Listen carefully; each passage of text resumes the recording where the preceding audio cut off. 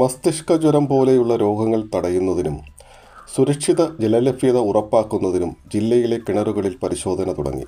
ഹരിത കേരളം മിഷന്റെ നേതൃത്വത്തിലാണ് പദ്ധതി. ജലമാണ് ജീവൻ എന്ന പദ്ധതിയിലൂടെ വെള്ളത്തിൻ്റെ ഗുണനിലവാരം ഉറപ്പുവരുത്തുകയാണ് ലക്ഷ്യം. ജില്ലയിലെ ഹയർ സെക്കൻഡറി സ്കൂളിലെ രസതന്ത്ര ലാബുകളിലാണ് പരിശോധന. ഇതിനായി അധ്യാപകർക്കും വിദ്യാർത്ഥികൾക്കും പരിശീലനം മുന്നേ നൽകിയിരുന്നു. ജില്ലയിൽ ഇതുവരെ 932 കിണറുകളിലെ വെള്ളം പരിശോധിച്ചു കഴിഞ്ഞു. കിണറുകളിൽ ക്ലോറിനേഷൻ നടത്തുന്ന പ്രവർത്തനം മുൻപേ നടത്തിയിരുന്നു. ഈ മാസം കിണറുകളിലെ സാമ്പിളുകൾ ശേഖരിച്ച് പരിശോധിക്കും. ഇതുവരെ പരിശോധിച്ച ചില സാമ്പിളുകളിൽ കോളിഫോം ബാക്ടീരിയയുടെ സാന്നിധ്യം കണ്ടെത്തിയിരുന്നു. കൂടാതെ നിറം, ഗന്ധം, pH മൂല്യം, ലവണാംശം, നൈട്രജ്, അമോണിയ, അലിഞ്ഞുചേരുന്ന പദാർത്ഥങ്ങൾ തുടങ്ങിയ 8ഓളം ഘടകങ്ങളാണ് പരിശോധനയ്ക്ക് വിധേയമാക്കുന്നത്.